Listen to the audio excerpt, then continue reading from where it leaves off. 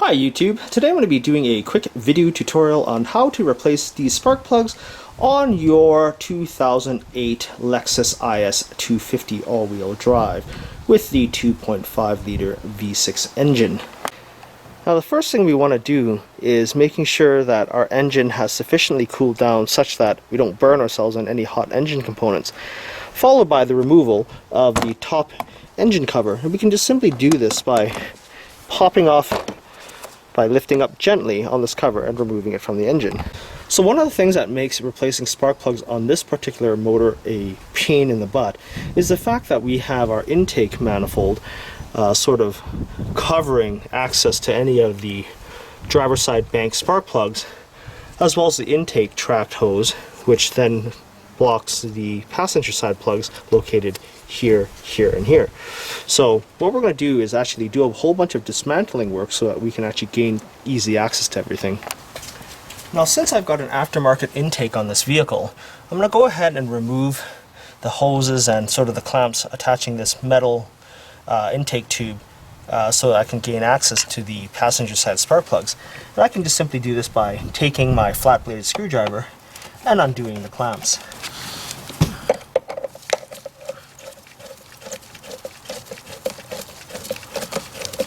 And then using my hand, I can undo this hose and just kind of twist things off. And just kind of push this intake out, give it a twist, and this pipe assembly just comes out. Now if you're using a stock air box, it'll be very similar. You'll have a couple more clips and stuff to kind of work around, but the idea is the same. Now here's a service tip, guys. As a rule of thumb, I usually don't like getting things dirty, and so anytime we're talking about like fluids and oils and stuff, I like to keep things nice and clean by not letting dirt go through. So I'm just going to take a paper towel and stuff my mass airflow sensor carefully, because you don't want to damage the mesh and sensing mechanism here, with a clean rag or a paper towel just to prevent things from falling in. Undo the throttle body from the plastic intake manifold. And so how we're going to do this is we're just going to take our 10mm socket and just undo them in a staggered manner. And they're not very tight.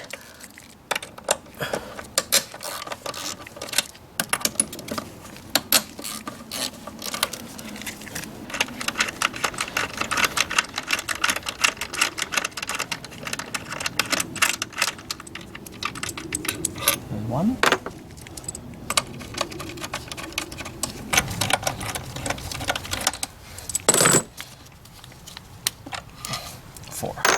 And then just carefully pull away from the intake, like so. Once the throttle body has been disconnected from the intake manifold, we're going to have to undo one of the securing bolts that hold the neck of the intake manifold onto the support bracket, which is actually just held on with a single 10mm bolt that we're also going to remove. Again, these bolts are not very tight, so it shouldn't take much force to take them off.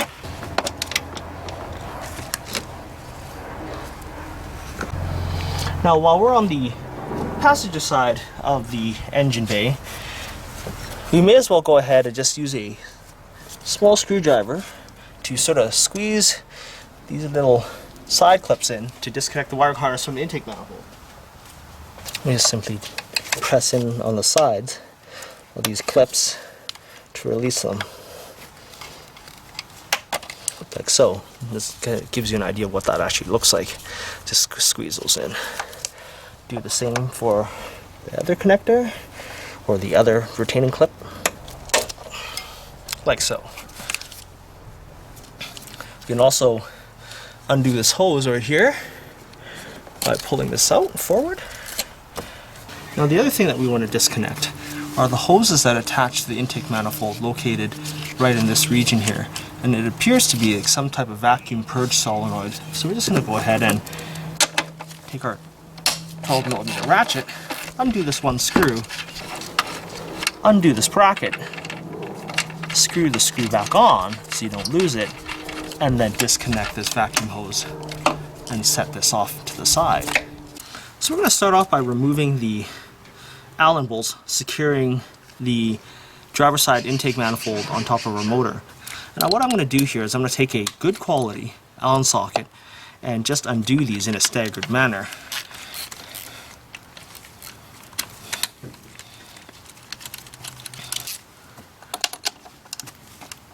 Make sure you press down firmly on the bolts of the Allen screws so that you don't strip them.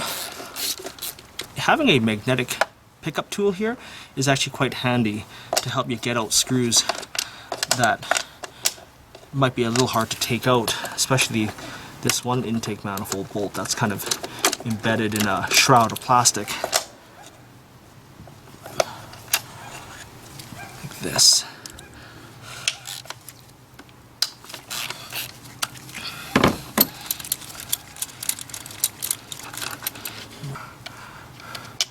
Located right by the throttle body. Now, if you guys are wondering what camera perspective I'm shooting from, it's actually from the perspective, the camera is actually set up on top of the battery, as I don't have an assistant to help me film. Disconnect this right here.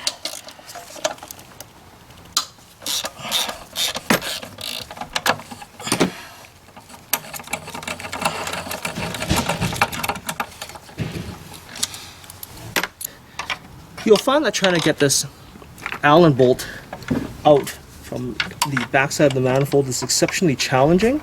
So if you can't, just make sure it's fully unscrewed, and then you can either try to use a narrow pickup tool, which I don't have, or you can just simply leave it in the manifold and sort of dump it out after the fact, but just be aware that it's in there. Undo the 10mm nuts that are also holding the intake manifold on top of the motor, and there's one located here and here.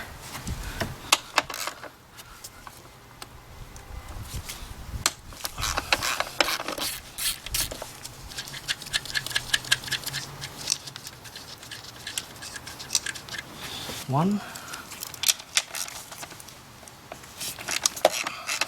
So now that we've taken off all the nuts and bolts holding everything on the passenger side of the engine bay, we're going to go ahead and undo the last 3 bolts on the driver's side to take the manifold off. So one of them is going to be located here. So you see this module, you'll see that the plastic manifold extends way down here, so that's a 12mm bolt.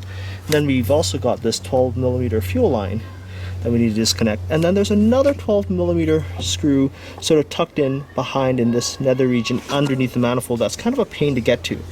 So make sure you have some paper towels on hand and making sure that the engine's cool before we undo this fuel line.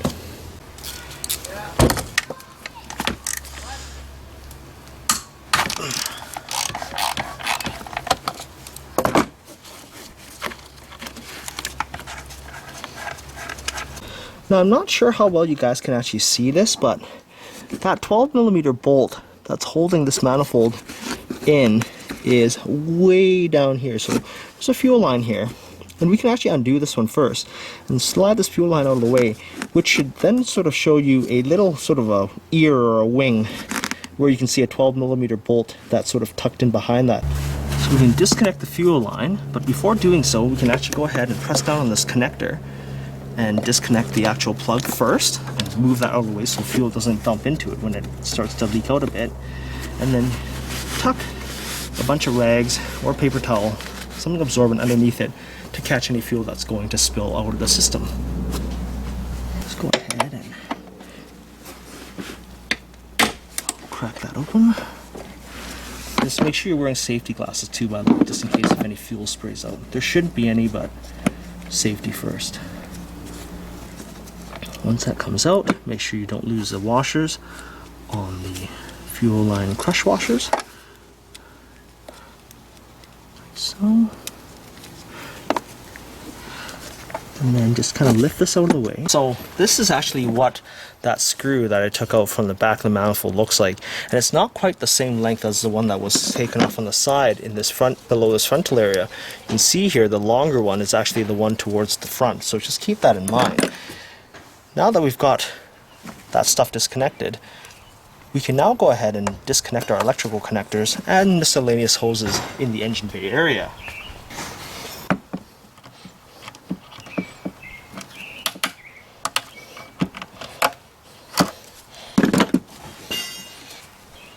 Pull this hose off.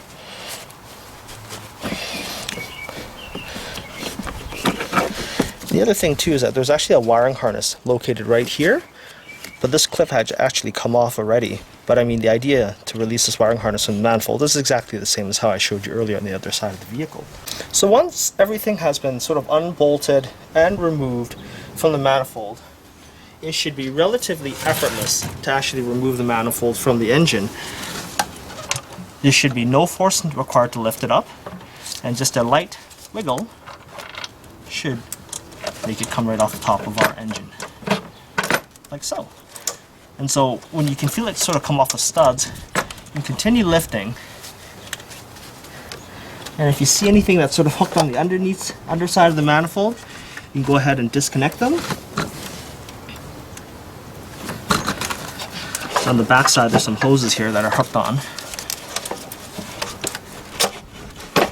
and it just kind of comes out like so. Now there's this little hose back here on the assembly, right here, that goes onto this little nipple here.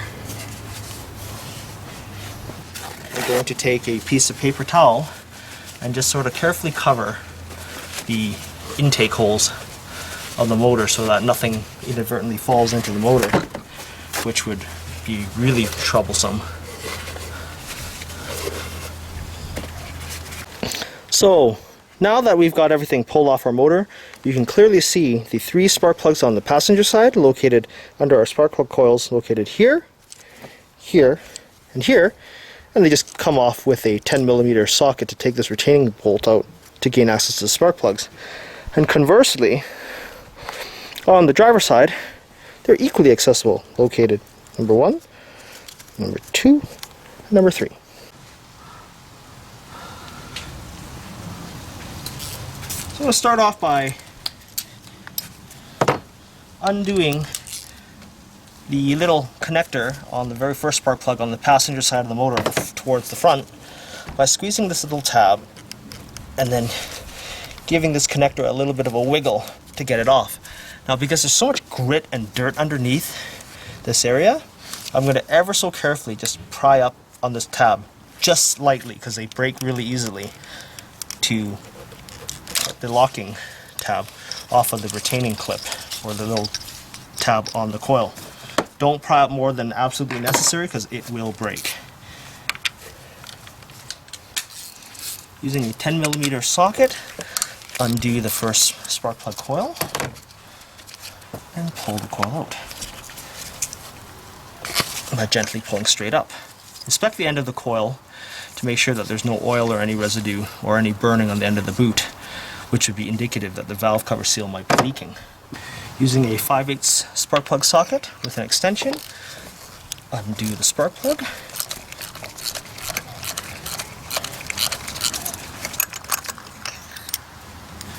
So this is what the old spark plug looked like out of the engine. They are original issue Denso spark plugs from the Toyota factory in Japan. And for a vehicle that's got 130,000 kilometers, the plugs are looking actually quite decent. There's certainly likely some wear on the plugs, but I'm not going to bother measuring the gap because really the car is long overdue for a tune-up anyways. So factory Densos, I'm replacing them with a set of quality NGK laser iridiums, which are just as good as the originals. And so again, they have the same exact sort of 3-prong ground electrode setup. They are factory pre-gapped. You can sort of see here the delicacy or the fineness of each of these ignition points, so you don't want to mess with them. And of course, prior to us reinstalling them, we want to make sure that we, number one, give the threads a thorough inspection to make sure that there's no damage from the factory, because I actually have seen lesser quality spark plugs, i.e. Champions, come from Chrysler specifically, where the threads were actually a bit damaged, new in package. So NGKs, I've never had that problem, but always double check to be sure. And of course, what we're going to do is give it a nice thin coating of this nickel-based anti-seize compound.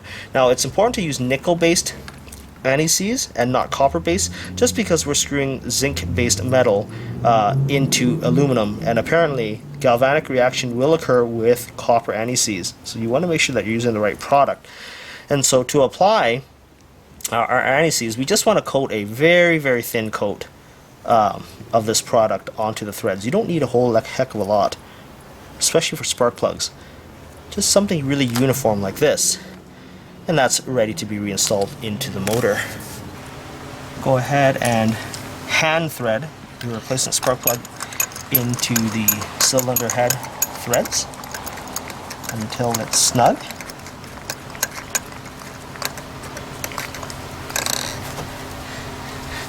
And then just tighten down until it's snug. Because these spark plugs have a crush washer on them, normally what I do is that I turn them until you can feel the crush washer crushing, which doesn't take much effort, and then about another 1/8 of a turn. And that's all it's needed to tighten them.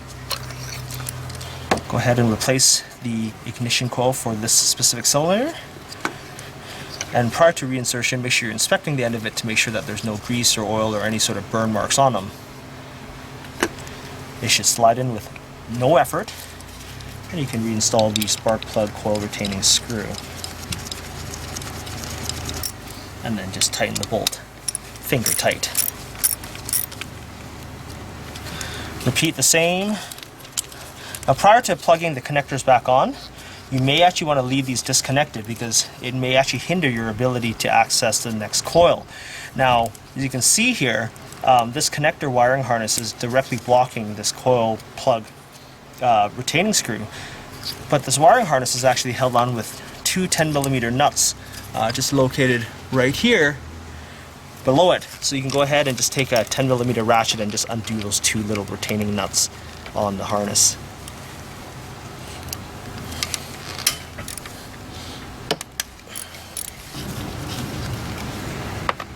And just kind of lift it off, and it gives you a lot more clearance.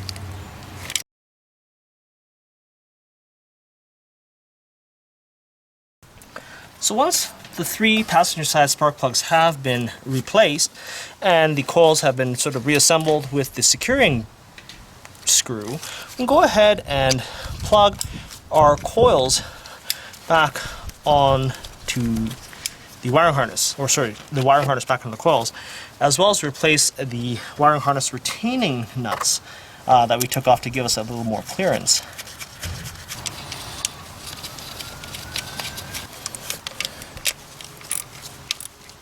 Just finger tight is good for the wiring harness retaining nuts. Okay, so now we can go ahead and move over to the driver's side, where the removal and replacement procedure is very similar.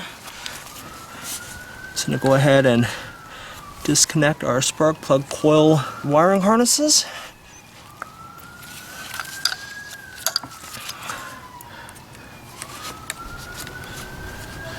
And again, when you're prying up on these little connector sort of retaining tabs, be extremely gentle.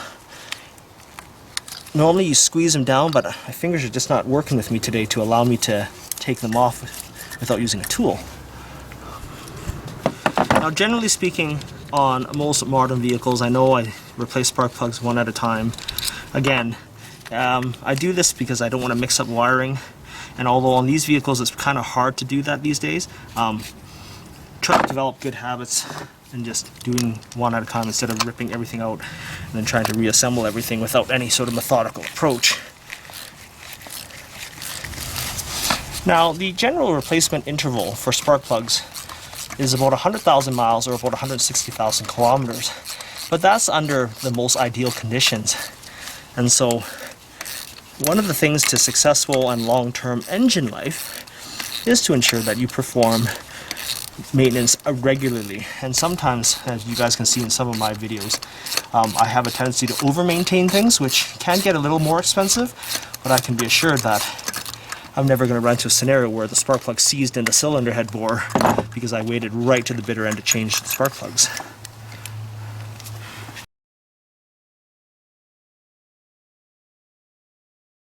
So once we've got everything hooked back up, go ahead and plug our appropriate spark plug cables back onto each of the coils. That's how we had originally taken things out. So now that we've replaced all 6 spark plugs and have plugged everything back in, we can now go ahead and sort of prep the top of the lower intake manifold system to receive the upper portion back on.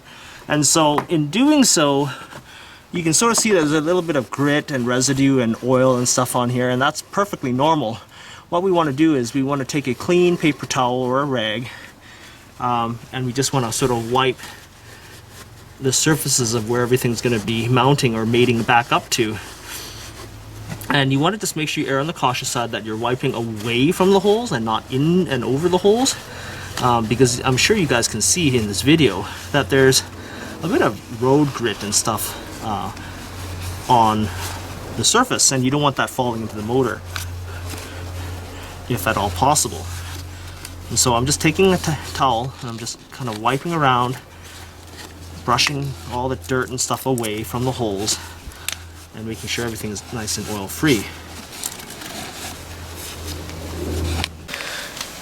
Now, prior to reinstalling the plastic upper manifold piece, I want to do the same thing and just kind of wipe off each of these O-rings here to ensure that they're free of any sort of gunk and oil and what have you, making sure that I don't have any paper towel bits sticking to the gasket surfaces. And so you can choose to replace the gaskets if you wish, but it's not necessary. Toyota actually makes a very good quality intake manifold gasket that can be reused at least once.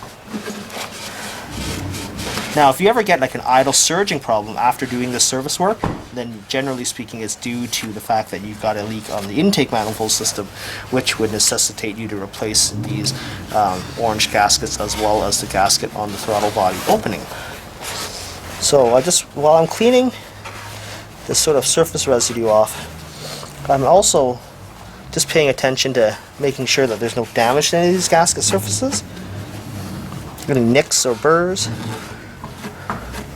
or any flattening or crushing of the gasket as well. And you need not worry that these will fall out. They're actually in the grooves quite tight. So I just, while I'm cleaning this sort of surface residue off, I'm also just paying attention to making sure that there's no damage to any of these gasket surfaces, any nicks or burrs, or any flattening or crushing of the gasket as well. And you need not worry that these will fall out. They're actually in the grooves quite tight, in case you were wondering.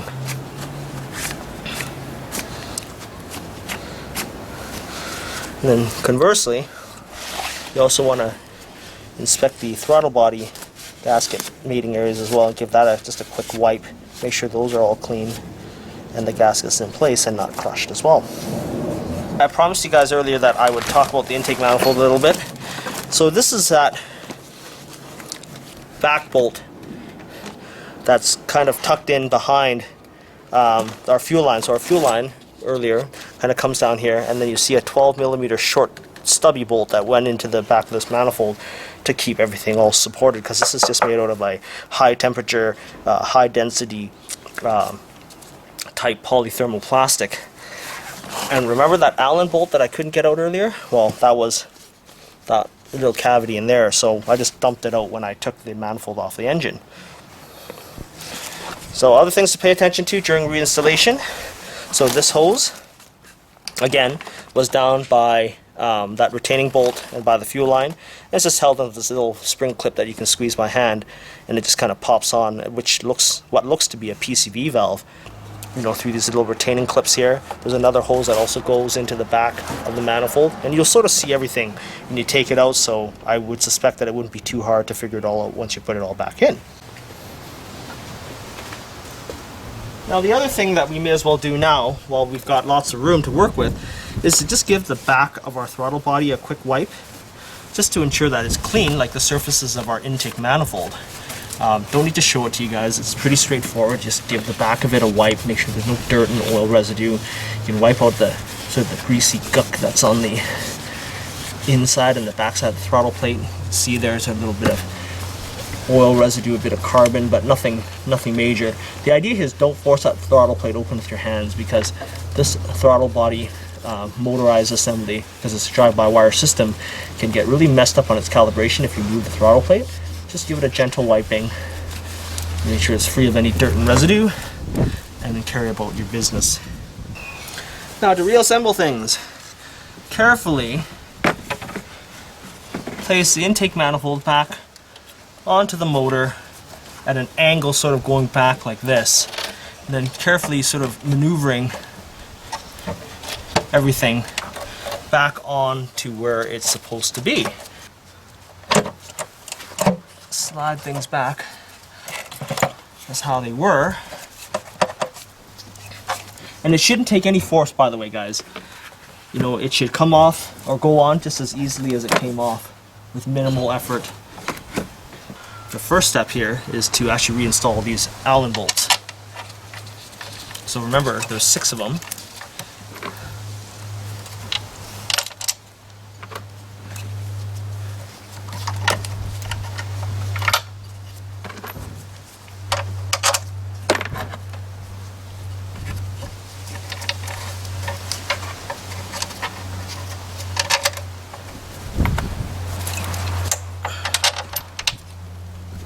So I'm just going to gently tighten them, just barely tighten them by hand in a staggered manner.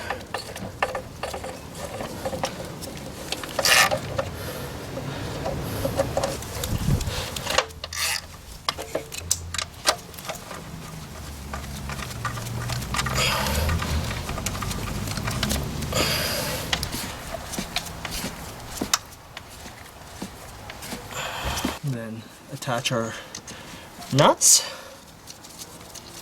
There's 2 of them on the passenger side and on the front side here.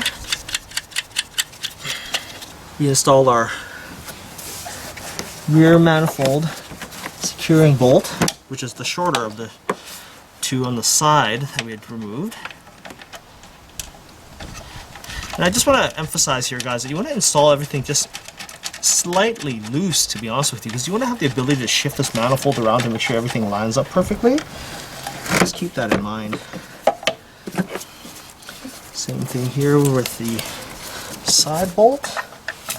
So at the very minimum, once you've attached the 6 Allen bolts on, as well as the 2 12mm sort of support bolts in the back, loosely, we can now go ahead and start torquing down the Allen bolts such that they're just hand tight and just a bit more in a staggered manner. And I know that doesn't mean a whole lot to people, because everyone's version of hand tight varies just a slight bit, but really it's probably the equivalent of about 20 foot-pounds at most. Very minimal amount of force, because again, this is a plastic manifold. Last thing you want to do is crack this during the assembly process. And just a word of caution, never under any circumstances attempt to use a torque wrench while reassembling this with such low torque values, because torque wrenches, unless you're using a very expensive quality torque wrench from Snap-on or equivalent, you're likely going to be over torquing things and either stripping or breaking bolts, stripping the holes that the bolts go into, or cracking the manifold pieces that they're trying to secure together. So just something to keep in mind.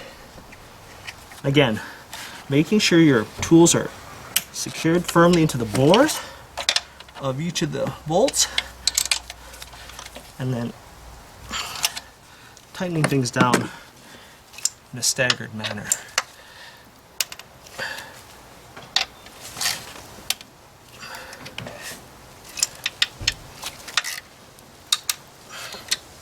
I'm going to go ahead and do the same for the little two 10mm nuts. I just tighten into about 20 foot-pounds or so. And then repeat for the side and the 12mm bolts.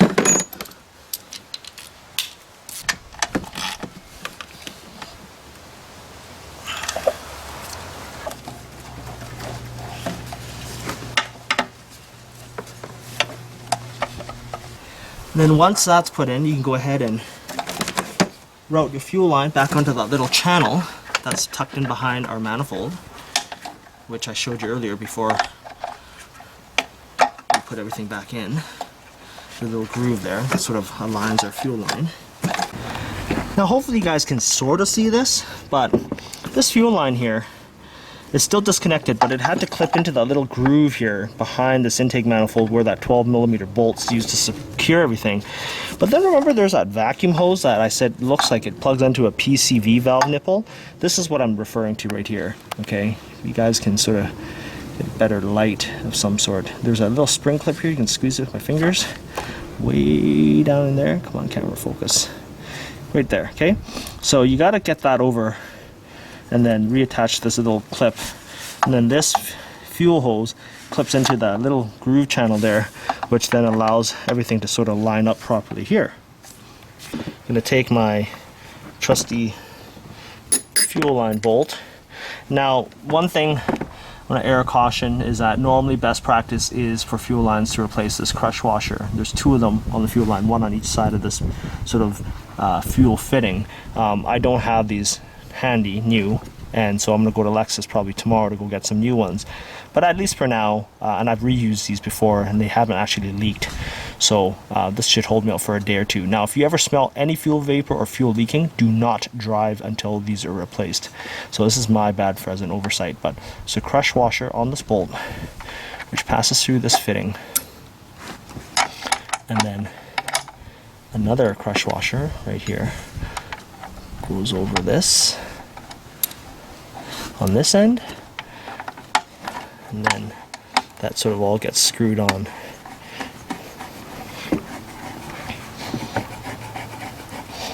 By hand, and then just firmly tightened to about, again, probably 20-ish or so foot-pounds of torque.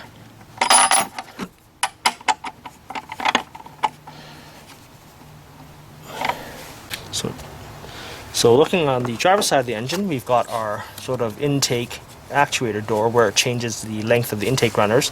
This is a door assembly. We're going to go ahead and reattach that clip, as well as this little wiring harness that goes down in on the side here, latching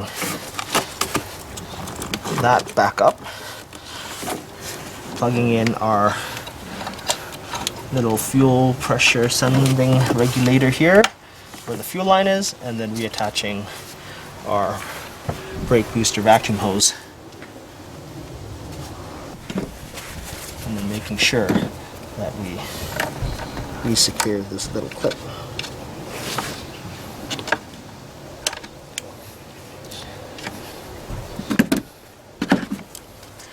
Double check your area, make sure there's no extra nuts and bolts. Now that we've got our manifold bolted back onto the engine, go ahead and start working on the passenger side of the vehicle and reinstall this little tiny 10mm screw that sort of secures this bracket onto the side of the intake throat.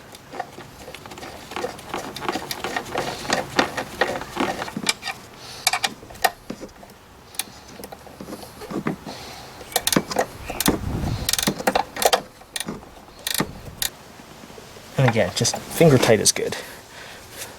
Roughly about 16 to 20 foot-pounds. Next, making sure that the throttle body O-ring is still on the intake manifold throat, we can go ahead now and reinstall throttle body.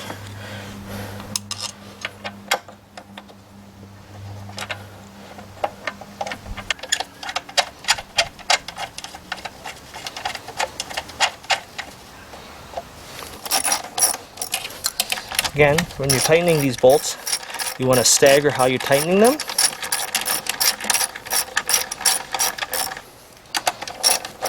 Once everything's seated down, again, just tighten down to about hand tight, or about 20 foot-pounds. Again, not using a torque wrench of any sort, because chances are you will break things. 20 foot-pounds is finger tight plus a little bit more. Go ahead and reattach our vacuum line and vacuum solenoid.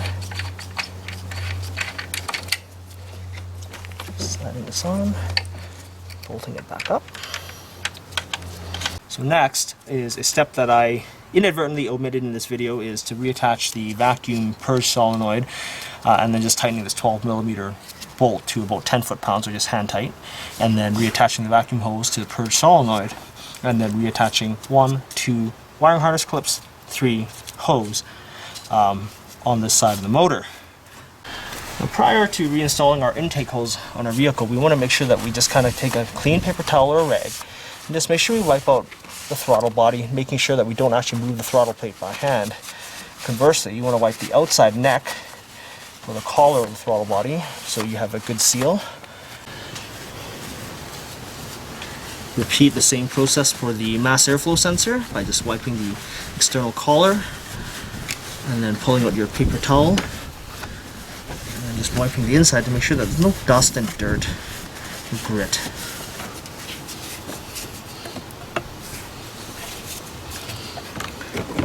Just slide it over your mass airflow sensor and then give it a slight push, and then get your coupling to go over your throttle body.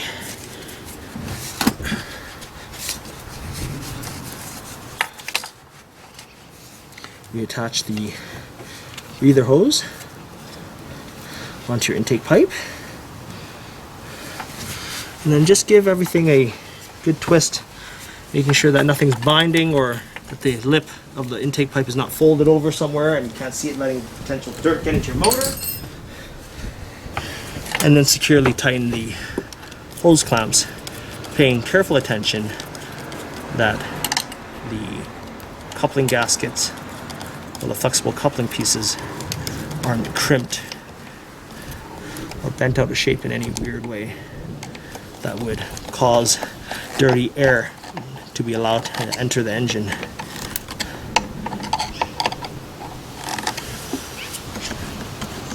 Do the same on the mass airflow sensor side. And you don't want to over tighten these fittings, by the way, just because, again, this is plastic. If you over tighten it, you'll risk cracking or collapsing the mass airflow neck. So just everything's hand tight. Give it a good wiggle, make sure nothing moves around, and then just double check your work. Alright guys, so here's a quick recap of our work. So we just replaced the 6 spark plugs on our 2.5 liter V6 on our 2008 IS250 all-wheel drive. 3 spark plugs on the passenger side, 3 on the driver side. Did we reconnect the harnesses? Yes. Did we reattach the coil securing bolts? Yes. Did we do the same for the driver side? Yes, we did. As far as the intake manifold is concerned, did you tighten the 2 10mm nuts? Yes. 6 Allen bolts, so 1, 2, 3, 4, 5, and 6. Okay, so 1, 2, 3, 4, 5, 6. Okay, so yes, I know for sure I did, because I did it 3 times to about 20 foot-pounds, hand tight plus a little bit more. Yeah, that's good. Did I tighten the 2 12mm securing bolts holding the back of the manifold?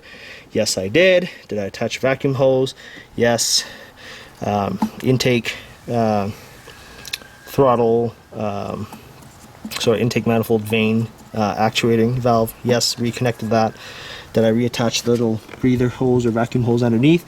Yes. Did I clip the fuel line in properly and tighten the fuel line down to 20 foot-pounds? Correct.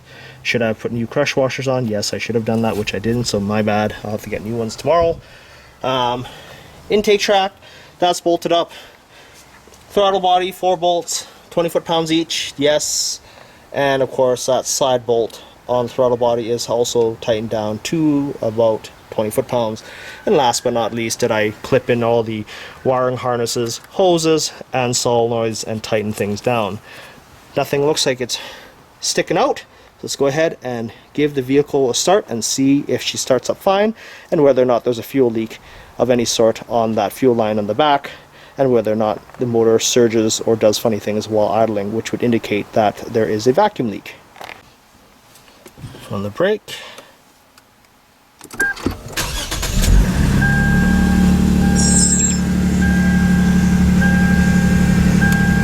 Car starts up perfectly, sounds fantastic, idle is exceptionally smooth. I'm going to go ahead and let this run for the next 10 to 15 minutes. Now, one of my concerns here in doing this service was the lack of a replacement crush washer for this particular fuel line that was disconnected. I'm feeling it. I don't see any fuel at all leaking. And honestly, chances are it's not going to leak because that's a fuel pressure sensor that doesn't actually flow any fuel. But bottom line is it should be replaced as best practice. No leaks so far. So as you can see from my tutorial, replacing 6 spark plugs on your 2008 IS250 isn't overly difficult and just mildly time consuming, and can be completed with some basic hand tools and a little bit of patience. Spark plugs should be replaced on average every 120 to 130,000 kilometers for best performance. I hope you found this video useful and informative. Rate, comment, and subscribe.